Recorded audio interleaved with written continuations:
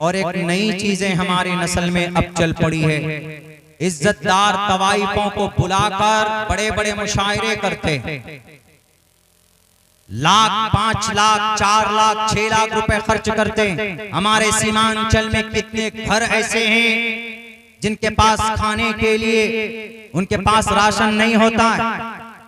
अगर उन 5 लाख रुपयों से अगर किसी गरीब को इस ठंड में कंबल बांट दिया जाता, या किसी गरीब के इलाज के लिए बंदोबस्त किया जाता, या किसी गरीब बच्ची का शादी करा दिया जाता, तो मेरे भाइयों यहाँ की गुर्बत को दूर करने के लिए अल्लाह तबारक व तआला भी आपके लिए फैसले करता अर्श के ऊपर। लेकिन इस नस्ल को कौन समझाए? हमारे नौजवान नस्ल को शराब पीने में मस्त है, वो ठेपी, वो कोरेक्स, सूअर खाकर आदमी आ जाए, सूअर खाने का अजाब सूअर खाने वाले पर है। लेकिन अगर कोई कोरेक्स पीकर, ठेपी पीकर और वो सुलेसन सूंघ कर अगर कोई अपने घर में दाखिल होता है, अपने मोहल्ले में आता है, तो अल्लाह के नबी फरमाते हैं कि उसका वबाल पूरे 40 घर वालों के ऊपर भुगतना पड़ता है, उनको उनका नहुस आता। मारना, अल्लाह जब गुस्से में आता है ना, तभी भूकंप आता, तभी जलजला आता। और हिंदू भाइयों का अकीदा है कि जब शिव जी गुस्से में होते हैं तभी अर्थक्वेक आता है। अर्थक्वेक मेडिकल साइंस में क्या है? जलजला कैसे आता है? मेडिकल साइंस कहती है कि ये हमारी जो ये दुनिया है, ये जो जमीन है, ये 7 प्लेट पर बसी हुई, प्लेट पर 7 हिस्सों में, जमीन के 7 हिस्से, उन प्लेट को साइंस की जुबान में टेक्टोनिक प्लेट कहा जाता है। और जब वो प्लेट एक दूसरे से मिलता है, हिलती है वो प्लेट, तो बीच में जो जगह है वहां पर से भूकंप पैदा होता है, और फिर जमीन के ऊपर जो घर है उनको नुकसानात पहुंचता है। ये साइंस का कहना है, टेक्टोनिक प्लेट के हिलने की वजह से भूकंप होता है। लेकिन हमारा अकीदा यह है कि अल्लाह जब नाराज होता है, जब गुनाह बढ़ता है, तो उस वक्त जलजले आते हैं। हिंदू भाइयों का कहना है कि जब शिवजी आक्रोश में आते हैं तो भूकंप आता है। ये अलग अलग धारणाएं हैं, लेकिन इतना जरूर है कि जब अल्लाह नाराज होता है, शिवजी नाराज होते हैं, तो उस वक्त भूकंप आता है, मौत आती है इंसानों की उस वक्त में। इसीलिए अल क़हार अरबी में कहा गया। अब बताइए, ब्रह्मा का मतलब क्या हुआ? अल खालिक। विष्णु का मतलब हुआ रब्बुल आलमीन। शिव का मतलब हुआ अल क़हार। हमने कहा कि अब अगर मैं पढ़ूं अल खालिक रब्बुल आलमीन अल क़हार, अल्लाह के नाम है कि नहीं है? लेकिन हम मुसलमानों का अकीदा है कि अल्लाह एक नाम अलग अलग है। हिंदू भाइयों में ये गड़बड़ी है कि नहीं, उन कहते हैं कि ब्रह्मा अलग खुदा, पैदा करने वाला अलग खुदा, विष्णु पालने वाला अलग खुदा, शिव मारने वाला अलग खुदा। हालांकि उनके शास्त्र में क्या, उनके शास्त्र में यह है कि ईश्वर एक ही है, अनेक नामों से ईश्वर जाना जाता है। इंद्र भी उसी एक ईश्वर का नाम, मित्रा भी उसी एक ईश्वर का नाम, विष्णु भी उसी एक ईश्वर का नाम। लेकिन ये जानकारी हिंदू भाइयों में आवाम को क्यों नहीं? क्योंकि उनके यहाँ इन बातों को बताने के लिए कोई मदरसा उनका नहीं है, कोई पाठशाले उनका नहीं है। इसीलिए कुर्बान जाइए हमारे उलमाए किराम पर, जो भूखे रह कर भी चंदा कर कर के सुबह फजर में ठंड में उठकर अपने बच्चों को कुरान की सही तालीम देते हैं। ये तालीम नहीं देते, बल्कि इनकी मेहनत से उलमा पैदा होते हैं। अगर उलमा होंगे तो आपके बच्ची का निकाह भी होगा। अगर उलमा होंगे तो आपके जनाजे की नमाज पढ़ाने वाला होगा। अगर उलमा होंगे तो तलाक का मसला भी हल होगा। अगर उलमा होंगे तो खुला का मसला भी हल होगा। अगर हमारे उलमा नहीं होंगे तो निकाह किन से पढ़वाएं? ओम मंगलम सुवाहा, ओम कुरकुरु सुवाहा नहीं, उलमा का होना बहुत जरूरी है।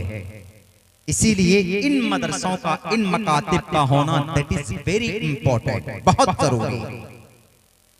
आप जो कुछ भी पेश करते हैं इन मदरसों के लिए, मत समझिए कि बेकार जाए। हाँ, बहुत लोग बोलते हैं मौलाना फला मौलाना साहब तो पेट में डालता है, चंदा देते हैं, घर में लगा देता है, जमीन खरीदता है। एक मसला बता देता हूँ, मुफ्ती साहब हमारे बड़े मोहतरम मुफ्ती नोमान साहब बैठे हुए हैं, दुआ इन्हीं से आखिर में इन्हीं का खिताब होना है। मुफ्ती साहब बैठे हुए हैं, अगर आपने दे दिया, ताउन पेश कर दिया आपने किसी मदरसे में या किसी मकतब में, आपने दे दिया, आपकी जो भी नियत थी, सदक़े की नियत थी, ज़कात की नियत थी, आपका काम पूरा हो गया। आपको जितना सवाब मिलना था और जितना मिलना होगा to the day of judgement, क़यामत तक, वो मिलता रहेगा। अगर वो मदरसे का मोहतमिम या वालिम दीन ने उन पैसों का नाजायज इस्तेमाल किया तो वो जिम्मेदार है, वो कल क़यामत में जवाब देगा अल्लाह तबारक व तआला के सामने। आप ये मत कहिए कि नहीं फला मौलाना गड़बड़ करता। हाँ, कुछ लोग होते हैं, 100 में से 2, 3 या 5 होते हैं जो इस तरह की हरकतें करते हैं। अगर उनकी हरकत बिल्कुल रोज़े रोशन की तरह आया है तो फिर मत दीजिए। लेकिन अल्लाह के वास्ते देखिए, जंगल में मंगल है कि नहीं? मदरसा महमूदिया, कई हाफिज़ कुरान के सर पर दस्तार तो हमने बांधी थी शुरू के अंदर में। उलमा है, शरीयत का सही ज्ञान हम तक रहेगा। उलमा नहीं है, यहूदी अपनी शरीयत को भुला चुका, जालिम बन चुका, और हमारे कौम के अंदर तालीम की सख्त जरूरत है, मदरसों की भी जरूरत है, स्कूल की भी जरूरत है। आज हम खुट्टा बिरादरी से आते हैं, हम लोग कुलैया जिसको बोलते हैं, पूरे भारत में सबसे ज्यादा पसमानदा इलाका हमारा सीमांचल है। मैं हर जलसे में कहता हूँ, सबसे ज्यादा गरीब इलाका एक ऐसे हिस्से पे बसा हुआ है, यहाँ एक्सपोर्ट इंपोर्ट बाहर से आता है, यहाँ से कुछ जाता नहीं है। यहाँ पर कुछ लोगों को अल्लाह तबारक व तआला ने खुशहाल भी बनाया है, लेकिन यहाँ जो कौम बसी हुई है, खुट्टा हम लोग, कुलैया हम लोगों की निस्बत गुजरात से जुड़ती है जाती। जलालुद्दीन जो जलालगढ़ है, बादशाह जलालुद्दीन जब आए थे तो गुजरात से कुछ फौजियों को लाए थे, लड़ाकुओं को लाए थे, उनसे हमारी निस्बत जुड़ती है। मुख्तसर सी तारीख की ये बात मैंने आप लोगों के सामने रखी। लेकिन आज के जमाने में हमारे सीमांचल में जितनी भी कौम है, सुरजापुरी है, शेरशाहबादी है और शेख लोग हैं, सब डेवलप्ड हैं, लेकिन सबसे ज्यादा इनमें कमजोर कौम, सबसे ज्यादा इलिटरेसी जिस कौम में है वो हमारे खुट्टा ज़बान में, हमारे कुलैया के बच्चों में। कोरेक्स पिएंगे, माँ के सर पर डंडे मारेंगे, छुपा छुपा करके कोरेक्स ठेपी चढ़ाते। और हमारे समाज के अंदर जो कुछ लोग हैं, अल्लाह ने जिनको दौलत दी है तो उनके दौलत का नाजायज इस्तेमाल होता है। क्या? सूद खाते हैं। सूद इतना बड़ा गुनाह है, अल्लाह ने कुरान में किसी और गुनाह पर नहीं कहा कि तुम तैयार हो जाओ मुझसे जंग के लिए, लेकिन सूद एक इतना बड़ा गुनाह है। सूद लेना और देना, खाना और गवाह बनना, लिखना, सबके ऊपर अल्लाह की लानत है। ये इतना बड़ा जुर्म है। अल्लाह तबारक व तआला ने कुरान करीम के अंदर कहा, अगर तुमने सूद से अपने आप को नहीं बचाया, नहीं रोका, फ़इल्लम तफ़अलू फ़अज़नू बिहर्बिन मिनल्लाहि व रसूली, अल्लाह और उसके रसूल के लिए, अल्लाह और उसके रसूल से जंग करने के लिए तैयार हो जाओ। नमाज छोड़ दीजिए, अल्लाह ने नहीं कहा कि जंग करूंगा। रोजा छोड़ दीजिए, अल्लाह ने नहीं कहा कि जंग के लिए तैयार हो। लेकिन सूद जैसी मुहलिक हरकत पर, बीमारी पर अल्लाह तबारक व तआला ने कहा कि तुम जंग के लिए तैयार हो जाओ। संस्कृत में हिंदू भाइयों के लिए भी कहा, किरणवंती की टेपू गावो नाशिरम गुहंती धर्मम, हे ईश्वर हमें सूदखोरों से बचा। वक्ती तौर पर लगेगा आपको कि सूद का माल बढ़ रहा है, लेकिन जब अल्लाह तबारक व तआला की गिरफ्त आएगी ना तो आपको कोई नहीं बचा पाएगा। हकीकत वो माल बढ़ता नहीं, सूद का माल, सूद से कमाए हुए पैसे घटते हैं। अल्लाह तबारक व तआला ने कारोबार को जायज किया, कारोबार करो। मेरे नौजवानों, मेरे सीमांचल और हमारे जोकी हल्के और हमारे इलाके के नौजवानों, आपसे भी ज्यादा जलील और मकहूर मगलूब कौम ये यहूदी जो आज इसराइल के नाम से मशहूर है, गजा पट्टी पर हमला किया हुआ, आपसे भी ज्यादा गए गुजरे थे। वो आपसे भी ज्यादा जो पाते थे वही मारते थे इनको। यहूदी, अल्लाह ने कुरान में भी कहा है कि इनको इज्जत नहीं मिल सकती, लेकिन आज की तारीख में दुनिया की सबसे मजबूत तरीन कोई कौम है तो वो यहूदी। आप कहेंगे कि मौलाना ऐसा क्या हुआ यहूदियों में? कि उन्होंने अपनी तकदीर बदल डाली। उन्होंने सबसे पहला काम ये किया कि उन्होंने तालीम पर काम शुरू की, तालीम पर अपने बच्चों को पढ़ाया। इक़रा, कुरान का पहला पैगाम क्या है? इक़रा, पढ़िए। हम लोग नहीं पढ़ाते अपने बच्चों को। बच्चा थोड़ा 8 साल का, 9 साल का, 10 साल का हुआ बच्चा, बेटा जाओ दिल्ली कमा करके लाओ, एक कोशिश हमारी रहती है। आप अपने बच्चों को जरूर तालीम दीजिए। अरे आपका बच्चा अगर नेक बनेगा तो अल्लाह के नबी की हदीस भी है कि ओ वलदिन सालिहिन यदऊ लहू, आप चले जाएंगे मरकर दुनिया से, लेकिन आपकी औलाद को आपने नेक बनाया है, तो वो जो भी नेकी का काम करेंगे वह आपको उसका सवाब ट्रांसफर होता हुआ चला जाए। क्या खत्म करना है? खत्म करना? ठीक है, दुआ करा दीजिए। बस मेरी बात है ना थोड़ी लंबी होती, देखिए मैं खुद चाह नहीं रहा था बयान करने के लिए, लेकिन 12 बजे तक का टाइम है। बस यही कहूंगा मैं कि हमारी जो नई नस्ल है, इन बच्चों को तालीम दीजिए, इन बच्चों को शराब से रोकिए। और एक नई चीजें हमारी नस्ल में अब चल पड़ी है, इज्जतदार तवाइफों को बुलाकर बड़े बड़े मुशायरे करते हैं। लाख, 5 लाख, 4 लाख, 6 लाख रुपए खर्च करते हैं। हमारे सीमांचल में कितने घर ऐसे हैं जिनके पास खाने के लिए उनके पास राशन नहीं होता है। अगर उन 5 लाख रुपयों से अगर किसी गरीब को इस ठंड में कंबल बांट दिया जाता, या किसी गरीब के इलाज के लिए बंदोबस्त किया जाता, या किसी गरीब बच्ची का शादी करा दिया जाता, तो मेरे भाइयों यहाँ की गुर्बत को दूर करने के लिए अल्लाह तबारक व तआला भी आपके लिए फैसले करता अर्श के ऊपर। लेकिन इस नस्ल को कौन समझाए? हमारे नौजवान नस्ल को शराब पीने में मस्त है, वो ठेपी, वो कोरेक्स, सुअर खाकर आदमी आ जाए, सुअर खाने का अजाब सुअर खाने वाले पर है। लेकिन अगर कोई कोरेक्स पीकर, ठेपी पीकर और वो सुलेसन सूंघ कर अगर कोई अपने घर में दाखिल होता है, अपने मोहल्ले में आता है, तो अल्लाह के नबी फरमाते हैं कि उसका वबाल पूरे 40 घर वालों के ऊपर भुगतना पड़ता है, उनको उनका नहुस अच्छा था। इसलिए मेरे नौजवानों, जवानी पैदा करो अली के तरह। 12 साल की उम्र में इस्लाम का झंडा थाम लिया था। जवानी पैदा करो हजरत उस्मान की तरह। 20 साल की उम्र में अल्लाह के नबी अलैहिस्सलाम के करीब आ गए थे। जवान बनना है तो अब्दुल्लाह इब्न अब्बास के तरह बनो।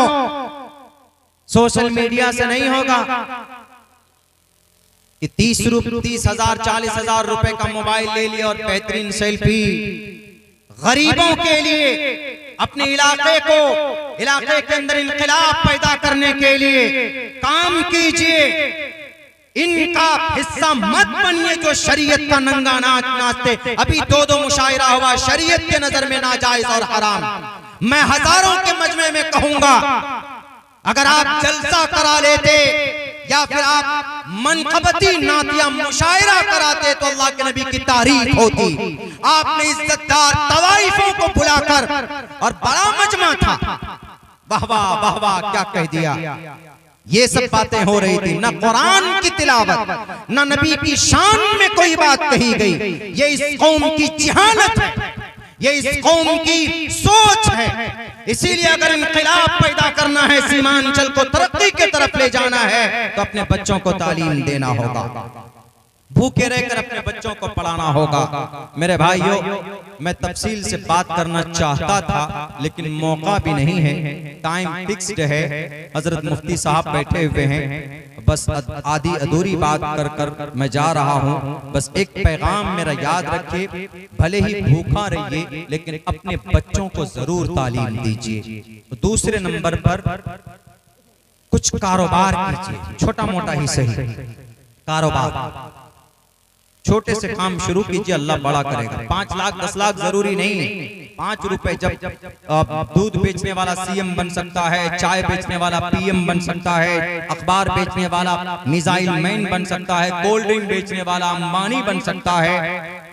तो फिर भाई आप छोटा मोटा कारोबार करके अपने घर की परवरिश क्यों नहीं कर सकते? ये इस्लाम का एक हिस्सा है। यूं ही मत बैठिए। अपनी बिहार के अंदर तो थोड़ी सी किल्लत होती है इलाके के अंदर में रोजी रोटी कमाना। यहाँ तो या ये है कि सरकारी जॉब मिल जाए तो उसी पे, या फिर जमीन बेच करके आदमी कोई कारोबार करते हैं। जमीन बेचकर कारोबार करना ठीक है, लेकिन जमीन बेचकर घर बनाना, जमीन बेचकर खाना, जो कुछ भी जमीन है, मैं ये सही नहीं समझता। कारोबार कीजिए, लाख 2 लाख जमा कीजिए, छोटे मोटे से शुरू कीजिए और फिर आगे बढ़िए, देखिएगा इंशाअल्लाह तबारक व तआला जिंदगी के अंदर खुशहाली होगी। तीसरी बात ये कहूंगा कि मुत्तहिद रहिए, मिलकर रहिए।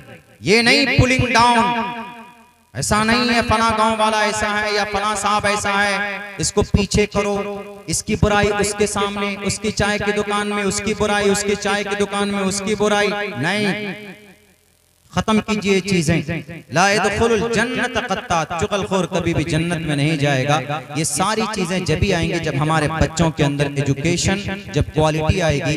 किसी का मकूला है अंग्रेजी में, the primary aim of education is to prepare and to qualify the new generation for participation in the development cultural village society in cities and countries. अगर आप गांव को, मोहल्ले को ताकतवर बनाना चाहते हैं तो अपने बच्चों को सिर्फ तालीम दे दीजिए। देखिए इंशाअल्लाह तबारक व तआला कभी भी वो भुखमरी की जिंदगी नहीं गुजारेगा। आज से तय करके जाइए कि अपने बच्चों को इंशाअल्लाह हम तालीम देंगे। आप बोलिए मौलाना कौन सा तालीम देंगे? पहले अकीदे की तालीम दीजिए, कुरान की तालीम दीजिए, नमाज की तालीम दीजिए। अगर आपके पास टाइम है तो आप अपने बच्चों को हाफिज कुरान बनाइए। लेकिन आप चाहते हैं कि भाई हम अपने बच्चों को मास्टर बनाना चाहते हैं, इंजीनियर बनाना चाहते हैं, हम अपने बच्चों को डॉक्टर बनाना चाहते हैं, नो प्रॉब्लम, बनाइए।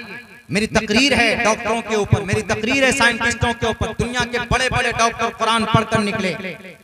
MBBS MD डॉक्टर बनता किनकी किताब पढ़ता? शेख हुसैन इब्न अली सीना की किताब पढ़ता है। 11 साल की उम्र में हाफिज कुरान बन गए थे शेख हुसैन इब्न अली सीना। कोई बड़ी बात नहीं। हमने लॉ किया, लॉ उस्मानिया यूनिवर्सिटी से हमने पूरा हुआ मुकम्मल, हमारा इस साल फाइनल एग्जाम है। हमने पहले हिफ्ज कुरान किया, आलमियत, हिफ्ज कुरान के बाद सबा कारी का कोर्स किया, सबा आशरा का कोर्स किया, आलिम दीन बने, तकमील उलूम PhD इन अरबी हमने किया, बाद में हमने डिप्लोमा किया, उसके बाद जाकर संविधान की पढ़ाई पढ़ी, फिर जाकर हमने तालीम हासिल की, लॉ की। आप भी कर सकते हैं, हमसे ज्यादा पढ़ा सकते हैं। आपके गांव के अंदर में खुद और भी बड़े बड़े तालीम याफ्ता लोग मौजूद हैं। इसीलिए बच्चों को पढ़ाइए। तालीम सबसे बेहतरीन दौलत है। अगर तालीम नहीं है तो फिर वो जानवरों की तरह जिंदगी गुजारेगा। तालीम याफ्ता होगा तो माँ, शौहर, घर, समाज हर किसी को पहचानेगा और फिर अलग तरह की जिंदगी होगी। अल्लाह से दुआ करता हूँ कि अल्लाह तबारक व तआला कहने सुनने से ज्यादा अमल की तौफीक अता फरमाए। बहुत बहुत शुक्रिया, जज़ाकल्लाह। अस्सलामु अलैकुम व रहमतुल्लाहि व बरकातुहू। वालेकुम अस्सलाम व रहमतुल्लाहि व बरकातुहू। वो कौम की तालीम और तरक्की में पीछे जिस कौम का आगाज इक़रा से हुआ था, हजरात ये थे जनाब हजरत मौलाना अब्दुल्ला सालिम कमर।